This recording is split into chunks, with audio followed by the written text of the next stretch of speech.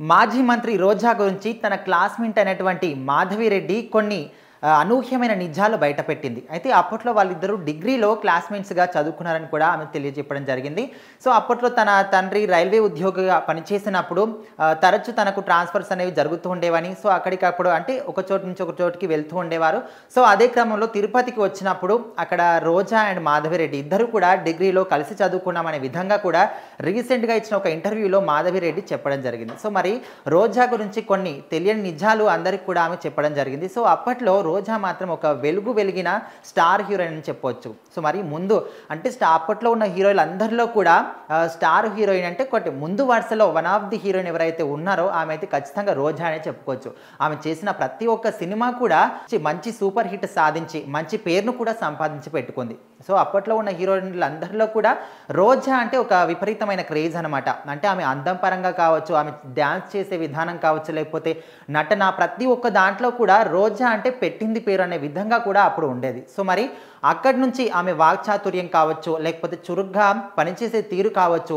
So, వీటన్నిటి పరంగా ఆమె తర్వాతి కాలంలో రాజకీయాల్లోకి రావడం, ముందుగా టీడీపీలో చేరడం, సో ఆ తర్వాత మళ్ళీ వైఎస్ఆర్ కాంగ్రెస్ పార్టీలోకి రావడం. సో, అట్లా జరిగిపోయింది. సో, మరి అప్పట్లో సినిమా రంగంలో ఉన్నప్పటికీ తొలి రోజుల్లో ఆమె చేసిన ఫస్ట్ సినిమాకి ఆడిషన్స్‌కి వెళ్ళినప్పుడు చాలామంది ఎగతాళి చేసేవారంట. ఎట్లా అంటే, నువ్వు పని మనిషి క్యారెక్టర్‌కి అయితే సెట్ అవుతావు, నీకు ఎలాంటి క్యారెక్టర్ కూడా సెట్ కావనే విధంగా కూడా అనేవారంట. అయితే దానికి సంబంధించి అంటే తొలి సినిమా చేసినప్పుడు ఆమె మొదటి సినిమా చేసినప్పుడు ఏ విధంగా ఉండేది, అప్పట్లో ఎవరు ఏ విధంగా అనేవారనే దాని విషయం గురించి కూడా మాధవిరెడ్డి క్లియర్‌గా చెప్పడం జరిగింది. అంటే మాధవిరెడ్డితో సహా కొంతమంది స్నేహితులు కూడా రోజాని ఏడిపించేవారంట. నువ్వు ఏ క్యారెక్టర్‌కి సెట్ కావు, ఓన్లీ పని మనిషి క్యారెక్టర్‌కే సెట్ అవుతావు అనే విధంగా కూడా వాళ్ళు ఏడిపించేవారంట.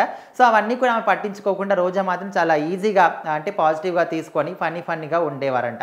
సో, మరి ఆమె మోడ్రన్ మహాలక్ష్మి అనే షో చేసినప్పుడు కూడా ఆ షోకి కూడా ఈమె పార్టిసిపేట్ చేసినట్టు మాధవిరెడ్డి చెప్పడం జరిగింది. సో, ఆ షోకి వెళ్ళినప్పుడు నేను మీ క్లాస్‌మేట్‌ని డిగ్రీ మన ఇద్దరం కలిసి చదువుకున్నాం అనే విధంగా కూడా ఆమె చెప్పినప్పుడు వెంటనే రోజా గుర్తుపట్టి అప్పుడు వాళ్ళిద్దరు మాట్లాడుకోవడం, సరదాగా గడపడం కూడా జరిగిందంట. సో, ఇలాంటివన్నీ కూడా మాధవిరెడ్డి ఒక రీసెంట్‌గా జరిగిన ఒక ఇంటర్వ్యూలో షేర్ చేసుకోవడం జరిగింది. సో, మరి అప్పట్లో ఆమె రోజా చేసిన ఫస్ట్ సినిమా కూడా పని మనిషి క్యారెక్టర్ కోసమే తినని సెలెక్ట్ చేశారనే విధంగా కూడా ఆమె అనుకోని కొన్ని నిజాలు చెప్పడం జరిగింది. సో, మరి రోజా ప్రజెంట్ అయితే ఇటు మొన్న వైసీపీలో అసెంబ్లీలో జరిగిన ఆంధ్రప్రదేశ్ అసెంబ్లీ ఎన్నికల్లో తీవ్రమైన ఘోర పరాజయం పాలైన రోజా అప్పట్లో ఇంతకు ముందున్న వైసీపీ గవర్నమెంట్ ఫామ్‌లో ఉన్నప్పుడు తీవ్రమైన విమర్శలకు ఆమె మీద లోనైందని చెప్పుకోవచ్చు. ఎట్లా అంటే ప్రజల మీద కావచ్చు, మీడియా మీద కావచ్చు, ప్రతిపక్షంలో ఉన్న వాళ్ళ మీద కావచ్చు, నాయకుల మీద కావచ్చు, ఎవరు పడితే వాళ్ళ మీద, సినీ రంగంలో ఉన్న వాళ్ళు కావచ్చు, అంటే వాళ్ళున్న స్థాయి, వాళ్ళున్న పొజిషన్ ఏంటనేది కూడా లెక్క లేకుండా విపరీతంగా ఇష్టం వచ్చినట్టు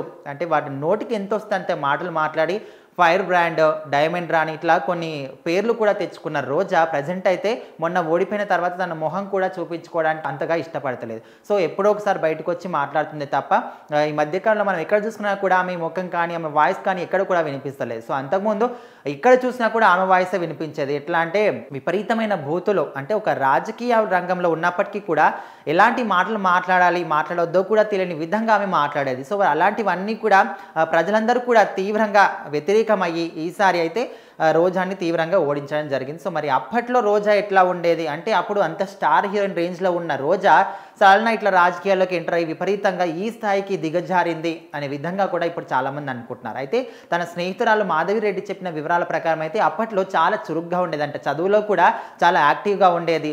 అటు స్పోర్ట్స్ ఆడినా కూడా, లేకపోతే క్లాస్ లీడర్‌గా కూడా తను చేసేదంట. సో, ఇట్లా అన్నీ కూడా ఆమె అయితే క్లియర్‌గా చెప్పడం జరిగింది. సో, మరి అలాంటి ఒక మంచి పొజిషన్‌లో ఉన్న రోజా, స్టార్ హీరోయిన్ రేంజ్ ఒక వెలిగిన రోజా ఇప్పుడు మాత్రం ఇంత దీనస్థితికి పడిపోవడం చాలా బాధాకరమైన విధంగా కూడా మాధవిరెడ్డి చెప్పడం జరిగింది. సో, మరి రోజా గురించి మీరేమనుకుంటున్నారు? పర్సనల్‌గా మీ ఒపీనియన్ ఏంటి? ఖచ్చితంగా కామెంట్ చేయండి.